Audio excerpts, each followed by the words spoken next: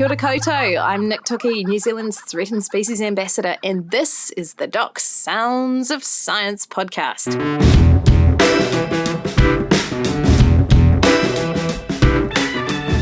Kia ora, ko Nick Toki tēnei. He konai I pirangi tēnei e pā ana ki ngā Sounds of Science. Every episode, we talk about the work being done behind the scenes by Doc's technical experts, scientists, rangers, and the experts in between. Kia ora everybody, and welcome to another exciting episode of the Doc Sounds of Science podcast. And today we have the privilege of having our inventor extraordinaire, Stuart Cockburn, on the show. Kia ora, Stu. Kia ora, Nick. Ko Stuart Cockburn tōku ingoa. Hi, my name's Stuart Cockburn. I'm a technical advisor for the Department of Conservation with a focus on conservation technology. I guess my main role is developing technology for doing conservation work where that technology just doesn't exist. Because we tend to think of conservation work as something that's out there, hands on the birds, letting them go, and not so much about the tech. But what you guys are doing is kind of revolutionary. And to me, you're like the Q from James Bond for the Department of Conservation, right? Yeah, I guess so. We're not necessarily building the highest technology things in the world all the time, but the tools we build are built for purpose, and like I say, they're for doing things that only we do. So they have to be built for a specific task, and we get to do something really satisfying. If you can talk me through some of the kinds of creations that you guys build and then test out in the field to give us a real sense of what you're doing. Yeah, okay. I've been doing this a long time, nearly 20 years. It's mostly around wildlife. So I've done things that I like to tell people that one of the first things I ever built was a 90-kilo camera that went 900 metres underwater to film sea lions and nets. And I've done everything from that to a variety of tiny little devices that hang around various animals that weigh a few grams. So one of the other big areas that we work in, which we don't do for wildlife, is visitor counters. So we've built a network of devices that count people moving around the tracks that Doc manages. What does it mean? Why do you need a visitor counter? Well, Doc invests a lot of taxpayers' resources into managing these tracks and these facilities, and we need some background information on how much they're being used, when they're being used, how they're being used. And this is one of the main tools we use for doing that, and it can be to make investment decisions about upgrading tracks or even closing tracks down because they're not being utilised a lot. So it's a useful tool for informing the management. One of the stories that I've always loved about the kākāpō program is the doorbells, for example. Can you talk me through some of the tech that's used to make sure that we can look after kākāpō? So the way I kind of think about the work we do for kākāpō is the kākāpō team, the scientists behind kākāpō, have developed a series of interventions they use on kākāpō, things they do to improve the success of kākāpō, that they survive longer and that they breed better. What our technology does is provide them the information to make decisions on what interventions are necessary. Like snarks? Like snarks. So snark is a crazy name we came up with. It's actually named after a kākāpō chick from many years ago. It's just basically a device that records the presence of kākāpō using the transmitters they all wear. So every kākāpō we know of has a radio transmitter on it, and these things detect the presence of the kākāpō and record it. Or they can make decisions like we have a device that unlocks a feeding station, and so we can choose to feed one particular kākāpō out of a feeding station using this technology. We also hook scales up to the feeding stations, so we not only know who's been there, we know how much they weigh as well, which is really important for managing their health. If we detect a massive loss in weight, we can go and actually say, maybe there's a problem here. The doorbells you're talking about is when kākāpō nest. We also have the technology now that monitors the nest. So the doorbell is a doorbell. It's a little beam sensor that sits across the entrance, and as the mums come and go, the doorbell goes and alerts either people on site that the birds left or arrived, or what we have been doing in the last couple of seasons is that data is actually transmitted remotely to the hut, and so back at the hut we know that the mum has come and gone to help the rangers make decisions to go and intervene or do things if they need to. I understand that you've also been, when you've been out in the field, you've been able to assist them as prod boy Tell us what that means. Oh, yes, this is a day with Kate McGuinness, who you interviewed a few weeks ago. Our wildlife vet. Yes, all days with Kate are a little bit weird, but this one was particularly weird. There was some of the early experiments in trying to produce kākāpō sperm from male kākāpō, and it used an electro-ejaculation system, and I got to be the grounder prod. So I sat and spent a day holding a copper rod up the cloaca of male kākāpō. That was one of my weirder days at work. Yeah. That. It had nothing to do with my electrical qualifications. It was just I happened to be the boy on the spot. So it wasn't part of your engineering requirements? No, I was just helping hand that day.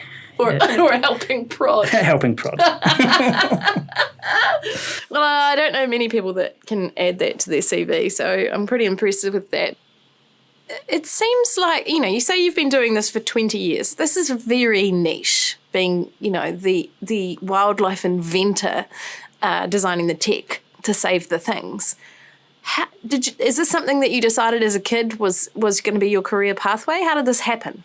I was brought up in Ashburton, where there's not an awful lot of wildlife, so it wasn't something I'd come across, and I had no interest in electronics, so quite how I ended up here, I don't know. But I guess the story started with somebody you met not long ago as well, Lynn Adams. Lynn has known that she's wanted to do this since she was a little girl, and Lynn and I went to school together, and not long after school we got together and have been together ever since. And that's how I discovered conservation, basically. I already started my engineering career, but once I discovered conservation, I knew that's what I wanted to do, and then this job appeared, and I now consider myself a conservationist, not an engineer. My next job will be in conservation. What has been, apart from obviously having been with your childhood sweetheart for all of this time? Let's not go crazy. And she is a sweetheart. We did interview Lynn. She's one of our favourite herpetologists. But what's been your greatest achievement? If you look back on the last 20 years in this role, what are some of your greatest achievements in terms of the things you've been able to design to turn things around? Yeah, it's kind of hard to pick one thing out. Pick a few. I think from an engineering point of view, one of the things I'm most proud of is the bat recorder we developed 7 or 8 years ago. It's kind of interesting that it was only in the 1960s sometime that humans discovered that bats used ultrasound for navigation, which isn't very long ago. And since then, we've been developing techniques for capturing those sounds as a method of detecting bats. And in all that time, there's only a handful of methods that have ever been developed. And I'm talking about an engineering sense here for detecting bats. And we created a new one. So we developed a new technology, and I will always remember the day we went up to Poriora, which is an amazing place. And we put out these new recorders, which theoretically we thought would work, put them out in the field, and then we went and gathered them the next morning, put the recordings into the computer, and there was exactly what we'd expected and intended as theory by not just the engineering theory, but also what we'd read about the biology of bats and what we should be seeing. That was a pretty good moment. Are you able to describe how they work? Yeah, so the trouble with recording bats, obviously, is that they use ultrasound, and humans can't hear ultrasound, of course. So what you need to do is develop a technique so that we can electronically convert the ultrasound into something humans can interpret. And there's several methods of doing that. Some of them involve shifting the sounds down electronically so that we can hear them, or just recording them and interpreting them on a computer. And ours is a form of that. As the bats pass by, we record them, we convert it into a thing called a spectrogram, which is an image representation of sound, and then we save that as an image. The trick with it is because of the high recording rates, you end up with huge files, and we've compressed those images in a way that makes them much smaller and easier to handle. So it's kind of a new technique, a new way of doing it, and it works. So as a conservationist engineer, what does that mean for the bats? Because bats are tricky. A, most people don't know they exist. B, when you know they might be around, they're really hard to pin down. And C, because they move around so much, really tricky to try and look after. So what does your technology mean for those bats? It solves a lot of those problems that you just talked about. So what it's done is it's meant we've been able to produce a cheap, easy-to-use tool. We've made about 3,000 of them, and so they're used all over the country, and people use them to identify the locations of bats where they are. At least 2 new populations of bats have been discovered using our recorders. So it's really what it means is it puts a detection and monitoring tool into the hands of our conservationists, our field staff, in an easy-to-use and cheap format. We can build them for our own staff for about a quarter of the price as we can buy something commercially. So it gives us this incredible tool that we can just go out and use, find where they are. What was it like for you guys the first time you trialled them, waiting to see those results pop up? It's always a little bit fraught when you develop something new. Yeah, I think I made the point at some stage that there's a billion ways of making things that don't work and very few of making ways of things that do work. So you've always got an expectation of having problems. And that first morning where it had just worked perfectly the first time we put it out to record bats was, it was a bit of a buzz. Nailed it. Yeah. Who inspires you in terms of, your work and how you go about it? I knew this question was coming, and so I had a bit of a thought about it. And I've decided to tell you a story about Raoul Island. So I was really lucky that before I started this job, so over 20 years ago, I spent most of a year on Raoul Island. And I was extra lucky that as part of this job, I got to go back almost exactly 10 years after I'd left, almost to the day. And I arrived on Raoul Island, and in that time, Doc had cleared all the pests off it, the rats and the cats, and that had been done about 4 years before. And the weed program, which is the main program under the air, had carried on.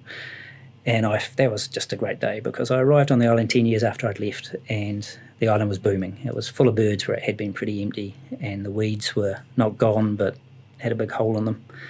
And I think what inspires me about conservation is that was just the effort of a whole lot of people who just kept on going and don't stop, and that's how conservation wins. It's endless effort from lots of people over a long period of time, and we get there. It was a great day to see just what that outcome can be. I completely agree, and there is something really special about, and hopefully we'll be able to see more of this on the mainland, but the minute you set foot on one of those islands and, a kākāpō just starts trilling off in front of you, or, you trip over a take on your way up the track, that's the moment where all the pieces come together, isn't it, about what you're doing and why. Yeah, and it's inspiring to me that just so many people can put so much effort in over a long period of time and get their result. In the time I spent in Raoul in the 90s, I didn't see a single parakeet. And 4 years after the eradication, they were in flocks of them around on the lawns beside the house. They were everywhere. I found a nest 6 metres off a track that I'd walked 10 times every day for most of a year and not seen a thing. It was an incredible place. That makes it all worth it. I heard a little rumour. I'm a little bit jealous about this.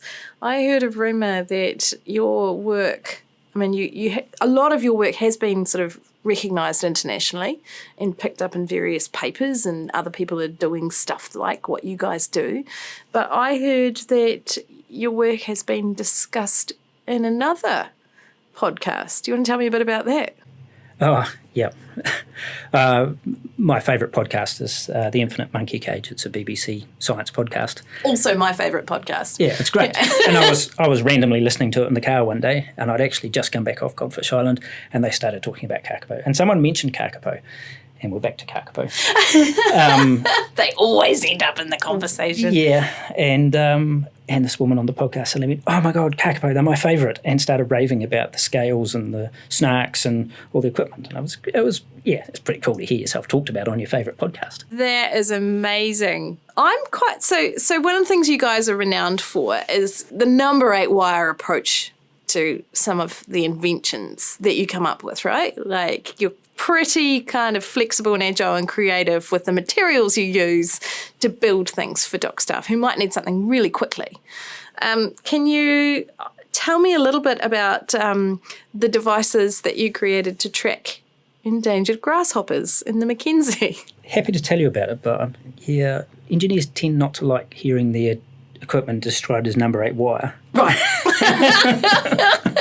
Well, the only reason that I'm perhaps being a little bit casual about this one is that I had the privilege of having to take this particular invention on an aeroplane and make all kinds of explanations about what I was carrying in order to get it down to Christchurch and across the Mackenzie. So how do you track a robust grasshopper? Should we call it reusing existing technology in a cunning way rather than number 8 wire? The problem was trying to find these tiny little grasshoppers in this landscape when they're very well hidden, of course. This is the Mackenzie. This is in the Mackenzie, and they've evolved to hide themselves from all our avian predators.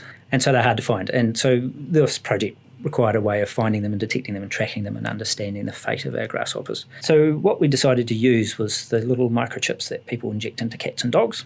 But we used it in a slightly different way. Instead of using it to identify that this individual was this dog was this dog and this cat was this cat, we used it as a detection tool. So the scientists involved glued the tag to the grasshoppers. These are tiny little grains of rice. They're slightly smaller than the ones that are used in dogs. And we built them a thing that looks a lot like a metal detector, but rather than detecting metal, it read the RFID tags. And does it basically reads it like a supermarket scanner, doesn't it? It's the same principle. Sort of. Yeah. No, you can explain. Well, so the supermarket scanners use a barcode. Obviously, it's printed onto the device. We didn't go print barcodes onto the grasshoppers. This is exactly the same technology as goes into a cat. So it's a little electronic tag which has an antenna, and the reader powers the tag up, and then it transmits its identity out. And so the end result of this thing was that you could walk around scanning it over the landscape, and it would beep at you to tell you that you'd just passed over a grasshopper that you would probably never have seen. It may even be under a rock. And it just enabled them to cover large areas of the landscape quickly, not on their hands and knees grovelling around looking for grasshoppers, but just getting this little beep and away they go. So speed up their work quite a lot. And what was it made of, Stu? It was made out of an off-the-shelf RFID reader, and I know what you're getting at here, and a custom-made coil, and a crutch from a hospital. And the reason that I'm getting at this is that I had the privilege of transporting said grasshopper detector on an aeroplane back to Christchurch in order to get it across to the Mackenzie. And so I had all manner of crazy questions around what was I transporting and why. And, you know, when you're trying to explain to airport security that don't worry, it's just a grasshopper detector, you know, people are falling about laughing left, right and centre. And also the scientist at the time phoned me and said, would you mind just picking something up from Stu and the guys in the workshop, because I need to take it across the Mackenzie. I said, no problem. And I know that a lot of the stuff you make is really tiny. So I was expecting like maybe a lunchbox. But no, instead I get gifted this hospital crutch with a big kind of loop welded on the end of it. Yeah, getting questioned at security for aeroplanes is a big part of my job. Yeah. I can imagine. So let's close the loop. Was it successful? Did it work? Yes. Yep. No, it's been really successful. So we've built a few more, and they're out being used pretty regularly. We've used them for snails as well, and it's one of those technologies that probably once the word gets around a little more, they'll be utilised more widely. I think one of the technology that people tend to use for that stuff is to buy tiny, tiny little transmitters that cost a few $100s, and the battery goes flat after a couple of weeks anyway. And so this was kind of an alternative way of doing that. The chips themselves cost about 90 cents, I think. So, wow. Yeah, and last forever. So it's kind of a nice reuse of technology to do things in a slightly more cunning way. Stu, can you tell us about maybe what your weirdest day at work has been? Yeah, there's been a few. The one I thought I might mention, just because it was kind of an interesting day as well, was helping out with the Great Spotted Kiwi project one time on the west coast in the Taramacau Valley, and we were trying to catch this great spotted kiwi, and I made the mistake, or maybe I was led into it, of going underground into this large burrow to try and catch this great spotted kiwi, which turned around and had a go at me. So being underground in a kiwi burrow and then suddenly finding yourself being attacked by this large capable animal was not your standard engineer's day. Were you getting like pecked in the eyeball? Because I've seen colleagues go down those burrows, and so you're jammed in there, right, shoulder to shoulder. You can't do much else but wriggle, and all I can picture is your face and an angry kiwi just like going for it. Yeah, this burrow was so big I wasn't jammed in. I was just underground, kiwi attack you with their legs. They're big, capable animals. I've worked with great spots a bit.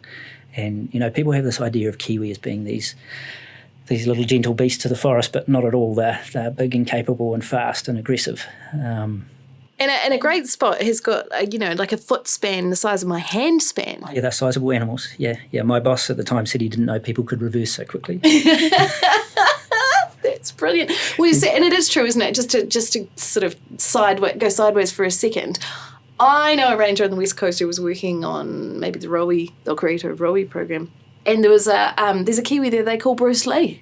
Yeah. Because all Kiwi have different personalities, and they would send her in to sort out Bruce Lee just for fun, I think. And, it became like a traumatic experience getting attacked by a much smaller Kiwi in this instance. Yeah, I mean, I lived on the West Coast for a few years and helped out with the Okarito program, with the Rowie program a bit. And in those days, there was a bird called Scooter who sounds a lot like Bruce Lee. So, yeah. Some of them are quite snaky little fellas. Which is good, right? That's the whole, you often, part of my job means I'm often involved in Kiwi releases of young chicks that have been raised to a particular size. You want them to be the fighty ones, don't you? So they've got a much better chance of survival. Yeah. The stuff I've done with Kiwi, I've always been amazed what capable animals they are. I've another night of memory of great spots, much more pleasant night, where I heard a great spot call over this other side of this massive beach log, and I climbed up on the beach log just to basically have a look, and it vanished in the dark. And a few minutes later I heard it moving way down the river, and this bird had moved off several hundred metres across loose gravel on a riverbed without shifting a stone. They're just so capable, and then they can be loud and aggressive when they want to be as well. Yeah, I've had a couple of lovely nights sitting in the middle of winter on the side of a hill in Arthur's Pass listening for great spots. Always amazed by great spots, because the girl great spots, to me, they kind of sound a bit like Patty and Selma off The Simpsons, eh? Like they have a much more gravelly call. They sound like they've just smoked a packet of holidays or something, and then they just kind of crack off into the night. But it's still a very surreal and exciting experience. Can you tell me a little bit about your seabird sound systems? Yeah, it's again one of those bits of gear that aren't exactly high tech, but you can't go buy just anywhere. So these are sound systems that we've developed mostly for bringing seabirds into islands that have had pest eradications done. So these are islands that would have once been teeming with seabirds, been wiped out after years of rats and cats and all the rest of those nasties. So after some people have come through and removed all the pests, which is obviously the hard bit, this piece of equipment gets installed. And fundamentally what it is a big speaker that sits on the side of a hill and plays seabird calls. It sounds ridiculous, but they can be incredibly effective. And so they draw seabirds back to the islands that have been eradicated so we can get the populations established sooner. One of the other things we do with them is there might be birds are starting to come back to the island anyway, and the seabird sound systems get them all into one place, so that makes them a bit easier to manage and deal with, and establish that sort of colony ecology a bit sooner. The Tycho program would be a good example of that, wouldn't it? And they've been used on Tycho. Yep. Chatham Island petrel, I think, is another one they've been used for. We've built, I think we had an ad up a while ago, it must be about 100 of them. And they're in Hawaii and Australia and Fiji and Tonga, and I think we sent some systems off to the Seychelles many years ago, so they're quite widely spread around the country and around the world. And do they obviously have to be specific to the song or the call of that particular species? Yeah. So these are just a memory card that people put the files onto, the sound files, and this thing sits on the side of the hill. Sounds trivial, but making something that can sit on the side of a hill in Cook Strait or you name it, for years on end, playing calls without getting blown to pieces is a little bit of an engineering challenge. So tell me about that. What does it look like? Yeah, because you're right. I would just go, oh yeah, you've had a system, you stuck it on the hill. But you're right. You've got to put it in some pretty rough climate kind of areas and habitats. What does it look like to engineer that? Yeah, it's everything's just in a waterproof case, bolted down very well. And waterproof connectors, all those kinds of things. So when it comes to the seabird sound systems, the one that kind of made headlines kind of almost around the world was the story of Nigel, the gannet. Do you want to tell us a little bit about your gannet sound system? Yeah, so the gannet system on Mana Island was one of the first ones I ever installed. And so this one was a sound system, so I was sitting and playing gannet calls, but it also included some concrete gannets that had been built and painted by skilled kids. I had nothing to do with that part of it. As a visual sort of cue? As a visual cue as well. Poor old Nigel turned up after a few years, the only gannet that ever turned up, and got quite close to some of the concrete gannets, and I don't think it went very well for Nigel in the end. Stu, if we talk about some of your acoustic recorders, you've been in the news recently for, discovering a whole new population of Haas tukueka, one of our rarest species of kiwi, right? Tell me about it. Well, I can't really take credit for that. We made some recorders and we put them in a box and we sent them to some people who went and found some harsk kiwi. Who put them in the bush and found a whole new population of our rarest species of kiwi. That's amazing. Oh, yeah, it's pretty exciting. Yeah. And it really does, the team's chuffed when they hear those stories that, there's these things that they've built and they've developed in this very dry environment in the workshop are going out there and doing amazing things. Saving the things. Yeah, but we have to give some credit to the people who actually, did the work. Yeah. But I suppose that, to me, that's the interesting part. If we're looking into the future of, Inventor HQ, whatever you want to call it,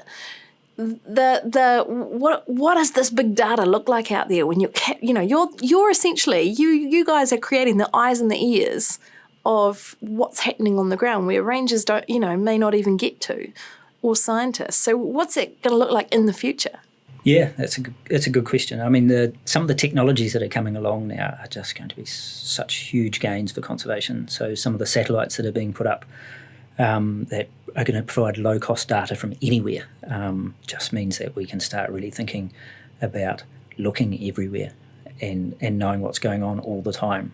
It has to be applied in a scientific way, in a careful way, that we're not just gathering data for the sake of gathering data, but the potential is huge for us to know so much more about what's going on. And then, that's the whole thing, right? We're not gathering data for the sake of gathering data, because what you're doing is you're creating, and like I'm a visual person, so in my mind I can see a map of New Zealand with little lights going off, like bing, I just found a yellow-bellied sapsucker over here, and then you can divert your resource to protect the thing, right? Yeah. So you're actually making us more and more efficient at saving more of the things more of the time. It's about giving the people who are doing the work the information so that they can choose the right interventions at the right time to make the biggest effect. And that's, conservation is always resource limited, always will be. There's always going to be more than we can possibly do. And so making ourselves as efficient as possible in what we choose to do is always going to be crucial. Oh, well, I think we're in very good hands. I have a particular bent for saving the little things. And, if we can be sticking little transmitters the size of a grain of rice onto a grasshopper to protect where it lives, then the world's our oyster for saving the X thousand others that we need to look after as well. Yeah, one of my focuses at the moment is we have been doing bird conservation for so long, and we've got so many well-evolved tools and things that we need, whereas for the little guys, maybe it's something we haven't thought about so much.